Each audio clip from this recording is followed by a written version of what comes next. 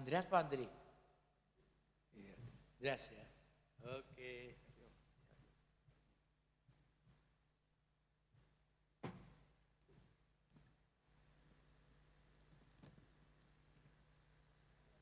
Ada shalom.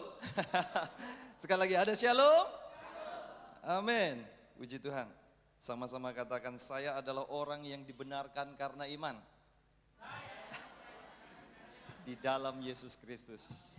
Lihat kanan kiri, katakan kamu juga. Haleluya. Amin, amin. Amin. Tadi pagi LCD masih bisa ya, tapi setelah itu kemudian ada gangguan teknis ya, Bapak Ibu, Saudara yang dikasih Tuhan. Jadi setiap minggu ya setelah Yesus bangkit dari kematian, Yesus menampakkan diri kepada murid-muridnya. Jadi ada 2 orang murid yang sedang berjalan menuju ke Emmaus. Nah, 2 murid itu sedang berjalan, kemudian Yesus hadir di tengah mereka. Ngomong-ngomong sama kedua murid ini, kemudian mereka tidak mengenal Yesus. Ini yang sedang bicara sama mereka. Sedang berbincang-bincang, mereka tidak mengenal Yesus yang sedang diajak ngomong berjalan itu. Ya, kemudian Yesus menceritakan seluruh kitab suci. Alkitab mengatakan seluruh kitab suci dari kitab Musa hingga kitab nabi-nabi. Yesus menceritakan tentang pribadinya, dirinya sendiri. Ya, jadi seluruh kitab itu berbicara tentang dirinya, disampaikan kepada 2 murid ini. Dan Alkitab mengatakan mereka berkobar-kobar hatinya mendengar penjelasan, ya, mendengar berita tentang Yesus di seluruh kitab suci. Jadi apa kabar baiknya buat kita? Mereka memang tidak melihat Yesus secara fisik saat itu juga, tetapi lewat firman yang disampaikan oleh Yesus sendiri, mereka bisa melihat Yesus. Melihat Yesus di dalam firman-Nya. Dan kesempatan juga pagi hari ini bersama, kita bersama-sama gak bisa melihat Yesus secara fisik Bapak Ibu. Tetapi lewat firman Tuhan kita bisa melihat Yesus. Amin. Bukan lewat LCD juga. Kita bisa mengenal Yesus. Amin. Lewat firman-Nya. Jadi jangan tergantung dengan teknologi, jangan tergantung dengan apa. Tapi kita bisa melihat pribadi Yesus di dalam firman-Nya. Dan hari ini makanya jangan pernah lewatkan hari Minggu Bapak Ibu untuk dengarkan firman. Iya, jangan pernah lewatkan karena setiap hari Minggu kita akan mendengarkan firman Kristus. Bapak Ibu melihat pribadi Yesus di dalam firman Tuhan. Dan hari ini saya diberikan kesempatan untuk menyampaikan kembali pribadi Yesus di dalam firman Tuhan. Saya berikan judul perlindungan imam besar. Ya, saya berikan judul hari ini perlindungan imam besar. Jadi pada waktu Yesus sudah bangkit dari kematian, kemudian Yesus naik ke surga, Yesus hidup selama-lamanya dan dia menjadi imam besar. Ya, di surga dia jadi imam besar buat kita semuanya. Ada amin? Jadi Yesus naik ke surga jadi imam besar buat kita. Nah, di dalam perjanjian lama ini, ya seluruh kitab di dalam perjanjian lama ini merupakan gambaran tentang pribadi Yesus Kristus. Ya, gambaran tentang pribadi Yesus Kristus. Oleh sebab itu, jikalau kita membaca sebuah kisah, ada pribadi-pribadi, nanti penggenapannya di dalam perjanjian baru tentang Yesus Kristus. Ya, saya sebenarnya mau tampilkan gambar seorang imam besar di sini, tapi kita akan baca ya, baca di dalam firman Tuhan di dalam Keluaran 28. Kita akan baca bergantian ya, ayatnya memang agak lompat-lompat, tidak baca semua karena supaya kita memahami dengan baik. Keluaran 28 ayat 9 sampai 10. Ya, 2 ayat saja, nanti kita lanjut di ayat yang saya akan sebutkan. Sudah ketemu Bapak Ibu? Keluaran 28 ayat 9, 10, kemudian lompat ke ayat 29. Sudah ketemu? Amin. Ya, saya akan baca ayat 9. Bapak Ibu, kita berdiri bersama-sama. Ayat 10, kemudian ayat 29 kita baca bersama-sama. Saya akan baca ayat 9. Haruslah kau ambil 2 permata krisopras dan mengukirkan nama para anak Israel pada permata itu. Ayat 10. 6 hari mereka itu pada permata yang pertama dan ke-6 nama lagi pada permata yang kedua menurut urutan kelahirannya. Ya, ayat 29, pasal 28 ayat 29 kita baca bersama-sama. Sudah ketemu? 1, 2, 3. Demikianlah di atas jantungnya harus dibawa Harun nama para anak Israel pada tutup dada pernyataan keputusan itu apabila ia masuk ke dalam tempat kudus supaya menjadi tanda peringatan yang tetap di hadapan Tuhan. Terima kasih, Tuhan Yesus memberkati. Silakan duduk Bapak Ibu yang dikasihi Tuhan. Perhatikan di sini. Ya. Jadi imam besar itu punya pakaian khusus imam besar. Namanya baju efod, ya kan? Baju efod itu di sini ada namanya tutup bahu, ya kan? Karena saya tidak bisa menampilkan, tapi saya jelaskan ya. Di sini ada tutup bahu. Dan Alkitab mengatakan tadi, haruslah kau ambil 2 permata krisopras, nanti cari saja di Google ya. Permata krisopras itu seperti apa? Dan mengukir nama para anak Israel pada permata itu. Anak Israel ada berapa Bapak Ibu? 12. Jadi ayat 10, 6 dari nama mereka itu pada permata yang pertama. Ada 6 sebelah sini, diukir namanya. Kemudian 6 nama lagi anak Israel di sebelah sini, di permata yang kedua, menurut urutan kelahirannya. Jadi ada nama-nama di sini, nama anak Israel yang 6, kemudian 6 di sini. Kemudian di ayat 29 ya, 29 tadi kita sudah baca, demikianlah di atas jantungnya, di depan sini, harus dibawa Harun. Harun ini adalah imam besar, ya. Dibawa Harun nama para anak Israel. Pada tutup dada pernyataan keputusan itu, di sini bentuknya kotak, apabila ia masuk ke dalam tempat kudus supaya menjadi tanda peringatan. Jadi di sini ada 12 juga permata, ya, yang mewakili setiap nama anak Israel. Ada 12. Di sini ada 12 nama. Kemudian 6, kemudian di sini ada permata 12 yang mewakili umat Israel, ya, anak Israel. Nah, Alkitab mengatakan bahwa kalau Bapak Ibu pernah membaca di dalam kitab Keluaran, Imamat, imam besar itu akan pakai baju itu, baju efod, baju pelayanan untuk masuk ke ruang Maha Kudus. Perhatikan tadi di sini ada nama-nama Israel. Anak Israel. Di sini nama-nama anak Israel juga mewakili. Jadi imam besar Harun masuk ke ruang Maha Kudus mewakili, ya, mewakili anak-anak Israel tadi. Perhatikan, imam besar Harun masuk ke ruang Maha Kudus enggak barengan, enggak sama anak-anak Israel, enggak boleh masuk sembarangan. Hanya imam besar. Dan kalaupun imam besar ini enggak kudus, mati dia masuk ke ruang Maha Kudus. Mati di tempat. Perhatikan di sini. Imam besar Harun masuk ke ruang Maha Kudus, dia bawa nama-nama. Anggap saja ini jemaat. Dia pertaruhkan hidupnya untuk jemaat ini. Untuk nama-nama ini. Ya, jadi imam besar Harun mewakili anak-anak Israel masuk ke ruang Maha Kudus. Yang masuk ke ruang Maha Kudus bukan anak-anak Israel, perhatikan, tetapi imam besar Harun. Dia harus kudus. Kalau dia masuk ke ruang Maha Kudus, kudus, anak-anak Israel kuduslah dia. Karena dia bawa nama ini untuk melakukan pendamaian. Dia melakukan pendamaian kepada Allah dengan membawa nama-nama anak Israel ke ruang Maha Kudus. Ya, sebagai tanda peringatan yang tetap di hadapan Tuhan. Perhatikan Bapak Ibu yang dikasihi Tuhan, jikalau imam besar Harun tidak kudus pada saat masuk ke ruang Maha Kudus, ada pendamaian tidak? Tidak ada. Dan nama-nama yang dibawa tadi, anak-anak Israel, tidak mengalami pendamaian. Tidak dikuduskan juga, tidak dibenarkan juga saat itu. Tidak mengalami pendamaian dengan Allah karena imam besarnya mati, tidak kudus.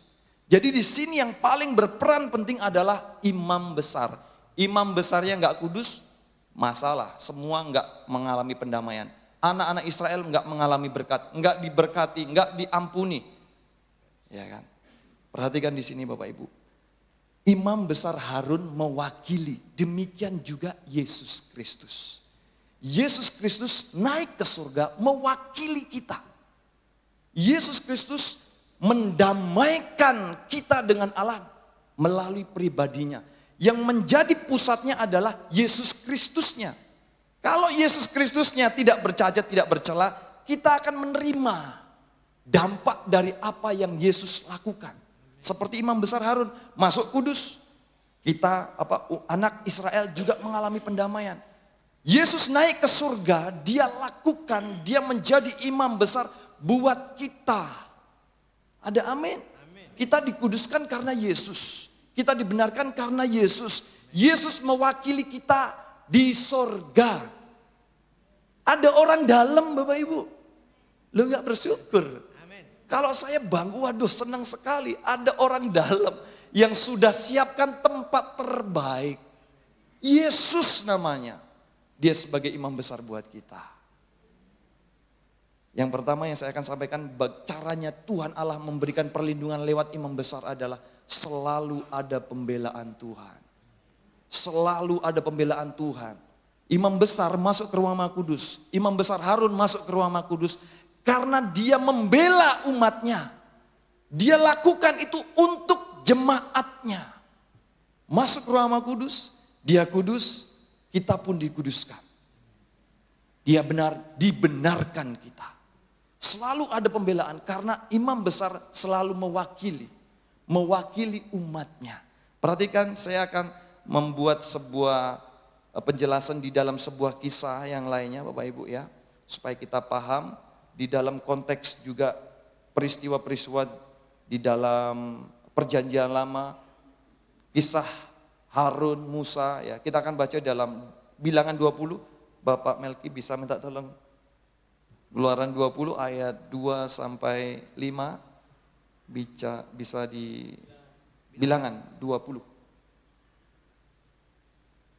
Bilangan 20 ayat 2 sampai 5.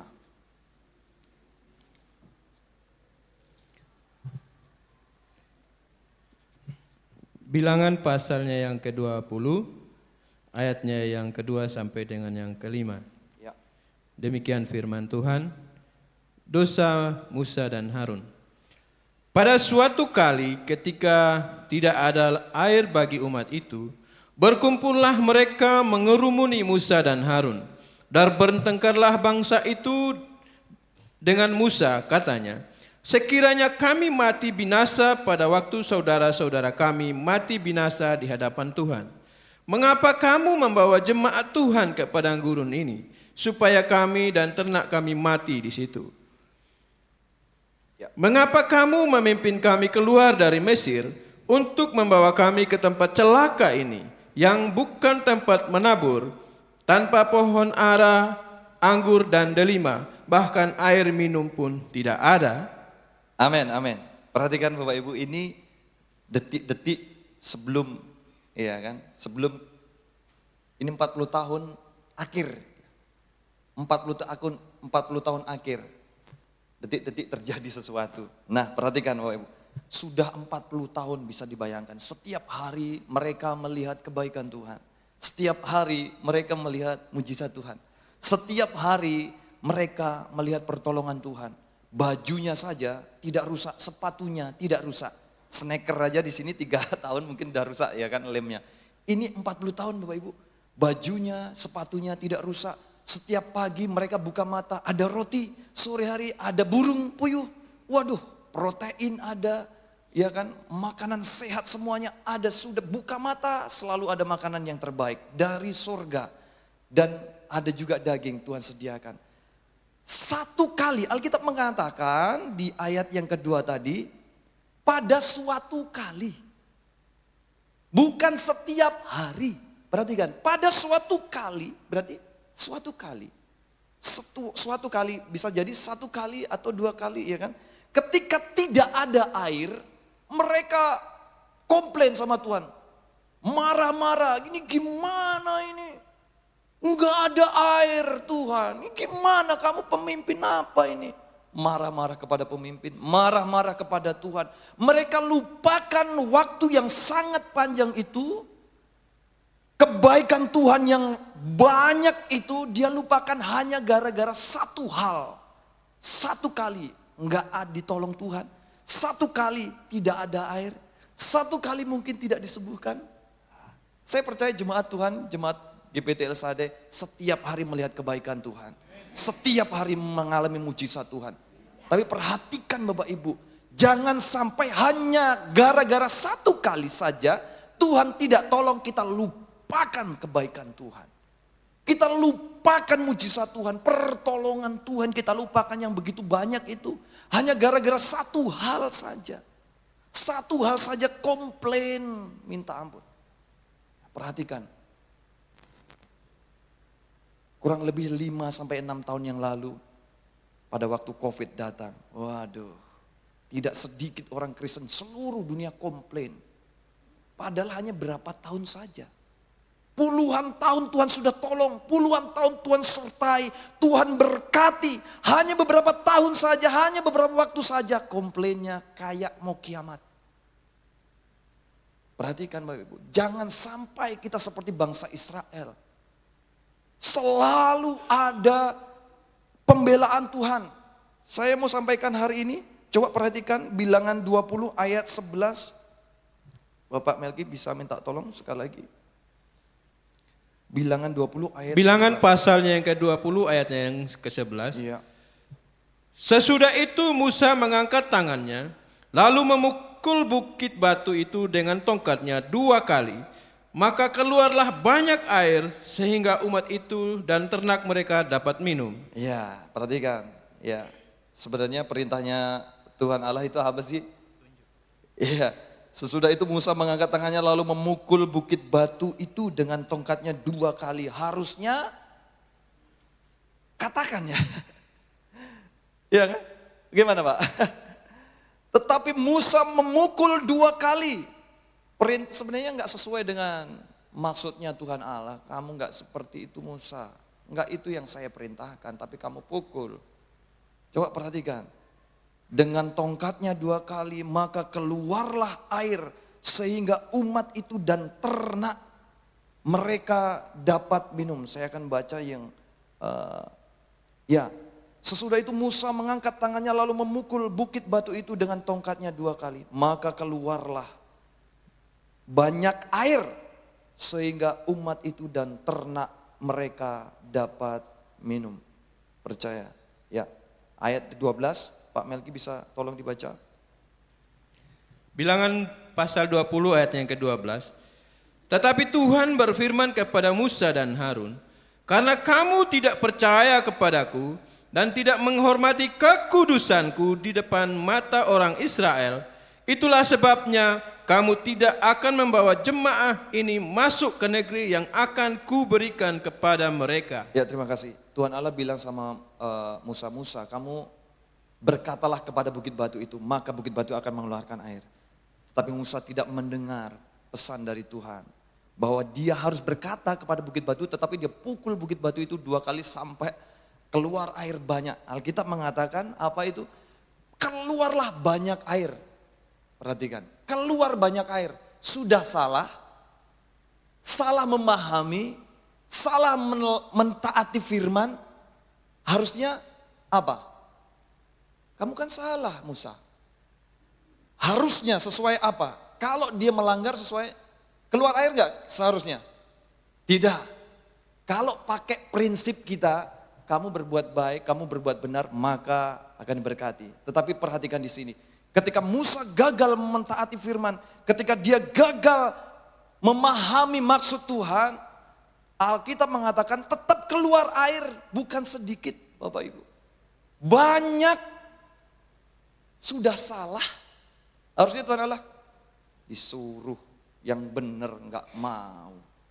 Melakukan yang benar malah salah, keliru. Enggak jadi kasih air. Harusnya. Tapi perhatikan. Pemberian Tuhan tidak berdasarkan keadaan orang ini. Pemberian Tuhan berdasarkan dia sendiri sebagai imam besar. Selalu ada kemurahan Tuhan. Bapak Ibu, selalu ada kemurahan Tuhan. Bapak Ibu, kita jemaat El Shaddai, GPT El Shaddai, pelayan Tuhan, imam-imam semuanya yang ikut ambil pelayanan di gereja ini, pasti bisa keliru, pasti bisa salah. Tapi perhatikan, kalau enggak ada kemurahan Tuhan, habis kita sudah lama. Habis Bapak Ibu. Kalau Tuhan mau menetapkan standarnya, habis kita. Imam besar selalu ada kemurahan Tuhan. Lihatlah, sudah salah ini, harusnya enggak keluar air. Harusnya keluar air sedikit saja karena kamu salah. Harusnya kamu berkata kepada bukit batu, berkata bukan memukul. Dia pukul 2 kali, keluar air banyak sekali malahan. Bukan sedikit. Itulah kemurahan Tuhan. Sekalipun mungkin kita bisa keliru, bisa salah. Ya, bisa tidak benar, tapi lihatlah imam besar, pembela kita. Selalu ada kemurahan. Kalau nggak ada kemurahan, kita nggak ada kemurahan, habis kita sudah lama. Sudah habis. Nggak ada pelayan Tuhan yang layak. Nggak ada imam-imam yang layak. Karena apa? Habis standarnya sempurna Allah. Lihat imam besar. Dia Yesus Kristus yang sudah naik ke surga menjadi pembela kita. Memberikan anugerah, selalu ada kemurahan Tuhan. Ya, Musa salah keliru tapi masih juga keluar air. Masih ada kebaikan Tuhan mereka terima. Walaupun memang ada konsekuensinya. Mereka enggak masuk ke dalam tanah perjanjian. Ya, karena mereka tidak menghormati kekudusan. Alkitab mengatakan kekudusan Tuhan. Memang ada konsekuensinya tetapi masih ada kemurahan. Bapak Ibu, kita bisa melayani, kita bisa menikmati setiap hari kehidupan bersama istri, anak, semuanya diberkati dalam pekerjaan, pelayanan. Hingga saat ini semata-mata masih ada kemurahan. Masih ada kebaikan Tuhan. Menyertai kita, menyertai jemaat GPT El Shaddai. Amin. Bersyukur untuk segala kemurahan Tuhan. Ya, bisa gagal, bisa. Pemimpin bisa gagal. Oh, siapa sih yang gak kenal Musa? Ya kan? Wah, ini orang hebat ini. Gak sembarangan. Gak ada yang seperti Musa. Gak ada juga seperti Harun. Gak ada. Nanti kita akan melihat kenapa ini orang ini dipilih Tuhan. Kita akan lihat nanti bersama-sama. Kenapa Harun? Kok bukan Musa? Kenapa Musa? Kok bukan Harun? Ya, kita akan lihat nanti sebentar ya. Pemberian Tuhan bukan berdasarkan keberadaan kita, Bapak Ibu. Tuhan memberi. Itu bukan berdasarkan keadaan kita.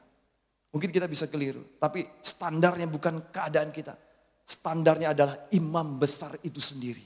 Karena dia mewakili kita. Ya. Bukan berdasarkan keberadaan kita, keadaan kita, tetapi berdasarkan keadaan imam besar itu sendiri. Yesus yang sudah naik ke surga. Tuhan Yesus tahu kelemahan kita. Tuhan Yesus tahu kelemahan kita. Kalau enggak tahu kelemahan kita, wah habis kita. Makanya kemurahan tersedia buat kita. Dia tahu kita bisa gagal, dia tahu kita bisa lemah. Mana kelemahan kita, mana keterbatasan kita, dia tahu. Oleh sebab itu kemurahan Tuhan disediakan buat kita. Karena masih ada kelemahan, karena masih ada keterbatasan, karena masih ada hal-hal yang lain yang mungkin kita bisa mengecewakan Tuhan. Perhatikan Bapak Ibu, mengapa Harun dipilih menjadi imam besar? Ada yang tahu? Tanya jawab jadinya. Mengapa bukan Musa yang dijadikan Allah imam besar? Mengapa Harun? Perhatikan, Harun itu hidupnya sama-sama jemaat. Dia dari jemaat, dari umat, asalnya dari umat. Bukan dari Mesir. Dia tahu keadaan umat. Dia tahu kelemahan umat. Makanya Allah pilih Harun karena kamu tahu kelemahan umatmu. Musa saat itu ada di Mesir, di Firaun. Dia tidak terlalu banyak tahu. Makanya oleh sebab itu imam besar selalu dari umat asalnya. Kita akan baca di dalam Ibrani 5. Perhatikan, mohon Bapak Melki bisa baca. Ibrani 5 ayat 1 sampai 3. Ibrani pasal yang kelima ayat yang pertama sampai dengan yang ketiga. Ya. Sebab setiap imam besar yang dipilih dari antara manusia Ya, dari antara manusia. Perhatikan terus. ditetapkan bagi manusia dalam hubungan mereka dengan Allah, Hubungan dengan Allah. supaya ia mempersembahkan persembahan dan korban karena dosa. Iya. Ia harus dapat mengerti orang-orang yang jahil Ya. dan orang-orang yang sesat, Tahu kelemahan-kelemahan. Ya, terus. karena ia sendiri penuh dengan kelemahan, Ya, terus. yang mengharuskannya untuk mempersembahkan korban karena dosa, bukan saja bagi umat, tetapi juga bagi dirinya sendiri. Ya, terima kasih. Perhatikan. Imam besar enggak dari mana-mana. Asalnya dari situ. Karena dia tahu kelemahan. Umatnya bagaimana, hidupnya bagaimana. Dia tahu. Alkitab mengatakan, imam besar kita juga mengerti, memahami segala kelemahan kita. Yesus Kristus dari kita. Dia pernah jadi manusia. Mengerti setiap kelemahan kita, mengerti setiap masalah manusia itu masalahnya begini. Kelemahannya begini. Yesus tahu. Dia imam besar kita. Bukan dari mana-mana Bapak Ibu imam besar kita. Imam besar kita sudah pernah mengalami manusia. Kehidupan manusia, masalah manusia. Masalah kita apa Bapak Ibu? Mungkin istri kita nggak tahu loh masalah suami. Mungkin juga suami nggak tahu masalah istri.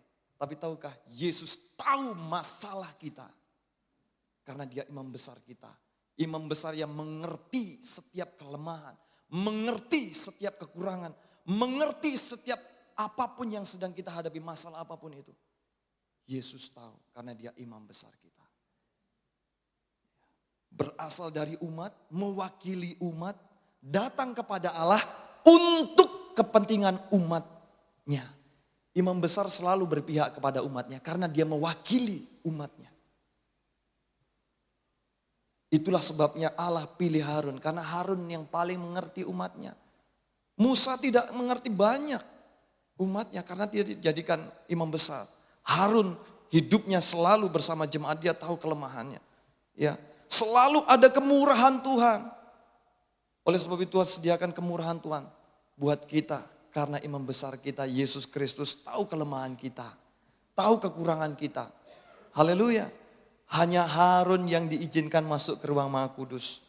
Karena dia imam besar, ia pun masuk ke ruang Maha Kudus sekali setahun ya. Harun ini adalah gambaran Yesus sebagai imam besar. Masuk ke ruang Maha Kudus, Yesus naik ke surga, dia mewakili kita. Yesus naik ke surga mewakili kita, bawa nama kita. Wih, namanya di sini ada Bapak Melki, Bapak siapa? Pak Alek, Pak Sugeng, dibawa naik ke surga. Kepada Allah Bapa. Pak, ini Pak Melki, ini Pak Sugeng, siap masuk surga. Wis, sudah ada orang dalam. Amin. Loh, gak ada amin. Mewakili. Yesus naik ke surga, saya jadi imam besar, pembelanya Yesus. Oh, kan bangga kita. Naik ke surga, dia bawa nama kita. Itu Pak Melki atau tadi Pak Karman yang main musik. Dibawa namanya di surga. Namanya terukir, Alkitab tadi mengatakan diukir di bahu. Tidak ditulis Bapak Ibu, diukir. Kalau ditulis bisa hapus. Kalau terukir tidak akan terhapus. Amin, nama kita sudah tercatat, terdaftar di kerajaan surga. Amin. Haleluya. Tapi jangan lupa juga terdaftar di gereja GPT Sada. Yang belum terdaftar ya, silakan isi formulir. Ya nanti minta sama saya ya Bapak Ibu. Tetapi memang harus terdaftar. Ya, amin. Kita akan lihat bagaimana Yesus sudah naik ke surga, ngapain Yesus. Kita akan baca Ibrani 9 Bapak Ibu. Ibrani 9 ayat 24. Kita akan akhiri. Ya. Ibrani pasal yang ke-9 ayatnya yang ke-24. Ya. Demikian firman Tuhan. Sebab Kristus bukan masuk ke dalam tempat kudus buatan tangan manusia yang hanya merupakan gambaran saja dari yang sebenarnya, tetapi ke dalam surga sendiri untuk menghadap hadirat Allah guna kepentingan kita. Perhatikan baik-baik. Ada amin? Perhatikan. Sebab Kristus bukan masuk ke tempat kudus buatan tangan manusia seperti imam besar Harun. Dia akan masuk ke tabernakel. Tabernakel itu buatan manusia, man. Ya, bukan masuk ke tempat kudus buatan tangan manusia yang hanya merupakan gambaran saja. Gambaran itu enggak terlalu baik, enggak lebih baik dari yang kenyataannya. Ya, merupakan gambaran saja dari yang sebenarnya. Tetapi, perhatikan, tetapi ke surga sendiri menghadap hadirat Allah guna kepentingan, dia naik ke surga untuk kita. Untuk kepentingan Bapak Ibu, untuk kepentingan jemaat GPTL Sadai. Dia naik ke surga bukan untuk ngapa-ngapain. Oh, saya mau refreshing dulu lah, udah umat udah kayak gini nih, udah gak mau bersyukur dan sebagainya. Bukan, dia naik ke surga untuk kepentingan kita. Dia persiapkan berkat terbaik dari surga buat kita. Selalu ada berkat Tuhan. Perlindungan imam besar yang pertama adalah selalu ada apa tadi?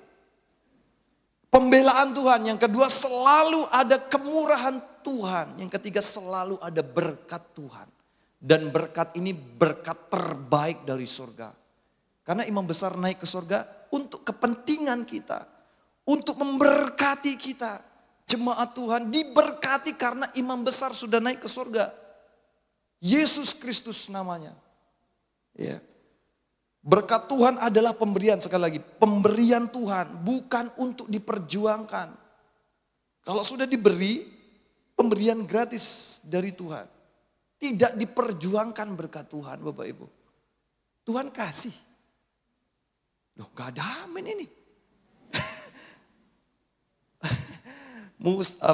Daud dulu sampai bilang, kebajikan kemurahan belaka mengikuti aku seumur hidupku. Hidupnya dikejar-kejar oleh kebaikan kemurahan Tuhan. Dikejar-kejar dengan kebaikan berkat Tuhan. Dia tidak mencari tapi berkat itu, kebaikan itu diberikan. Ya kan? Yesus naik ke surga untuk kepentingan kita. Imam besar melakukan semuanya untuk kepentingan umatnya. Bukan untuk kepentingan dirinya sendiri. Ya, saya akan akhiri ya Bapak Ibu. Kita akan akhiri di ayat yang terakhir. Yosua 20 ayat 6. Yosua 20 ayat yang ke-6. Ya, sebenarnya saya mau tampilkan gambar di sini. Tapi kita dengar saja ya. Supaya kita paham, saya akan akhiri dengan Yosua pasal yang ke-20. Ya. Ayatnya yang ke-6. 6. Ya. Ia harus tetap diam di kota itu sampai ia dihadapkan kepada rapat jemaat untuk diadili. Sampai imam besar yang ada pada waktu itu mati, maka barulah pembunuh itu boleh pulang ke kotanya dan ke rumahnya, ke kota dari mana ia melarikan diri. Ya, perhatikan. Terima kasih Pak. Ini ada kota perlindungan Bapak Ibu. Kota perlindungan ini ada 6. Ya. Ada Kades, Sikem, Hebron, Beser, Ramot, Golan. Ada 6 kota perlindungan sudah ditetapkan di dalam Yosua tadi. Kalau Bapak Ibu baca konteksnya. Ada 6 kota perlindungan. Kalau ada orang tidak sengaja membunuh. Umpamanya kita udah pagar rumah nih. Kemudian tiba-tiba ada orang masuk, digigit anjing, mati orangnya. Kan tidak sengaja. Wah, anjingnya gigit gitu kan. Nah orang ini dia akan lari ke kota perlindungan. Di kota perlindungan ini mereka orang yang membunuh tanpa disengaja tadi mendapat perlindungan. Enggak boleh orang yang membalas mereka, oh kamu ku hukum apa dan sebagainya, kamu ku masukkan penjara. Enggak bisa. Kalau orang yang sudah masuk di kota perlindungan yang sudah ditetapkan ini, salah satu di sini, enggak akan boleh orang ini melakukan sesuatu kepada orang yang sudah melakukan kejahatan tadi yang tidak disengaja. Tidak boleh, dilindungi dia, itu hukumnya. Nah perhatikan, orang yang di dalam yang mengelola kota-kota perlindungan ini adalah imam. Dan imam besar menjadi taruhannya. Kalau imam besar sudah mati, jadi mereka orang yang di dalam itu aman. Tetapi ketika imam besar yang pada saat itu mati, orang yang sudah dilindungi tadi, dia keluar bebas. Tidak boleh dihukum, tidak boleh berbalas dendam sama dia, dia keluar dari kota itu, kota perlindungan, dia bebas. Dia hidupnya tenang, nggak boleh ada yang mengusik. Karena imam besarnya sudah mati, Alkitab mengatakan tadi. Imam besarnya sudah mati. Itu tandanya. Bapak Ibu, Yesus Kristus sudah mati buat kita. Ketika Yesus mati buat kita, itu menjadi jaminan kita sudah didamaikan oleh Allah. Kita disucikan, kita dibenarkan karena iman di dalam Yesus. Amin. Imam besar membawa nama baik. Dan jaminannya Yesus sendiri. Ketika Yesus mati di atas kayu salib, kita didamaikan oleh Allah. Tidak ada penghukuman lagi yang kekal buat kita. Karena kita mendapat jaminan keselamatan kekal bersama Yesus. Imam besar memberikan jaminan kekal selama-lamanya. Yesus bukan imam besar yang cuma 1 tahun. Ya sudah, durasinya 1 tahun, kartu jabatan hilang. Enggak. Atau 5 tahun seperti GPT. Tidak. Yesus imam besar selama-lamanya buat kita. Dia pembela kita. Dia yang menolong kita. Dia yang membenarkan kita menjadi pembela kita. Mewakili kita.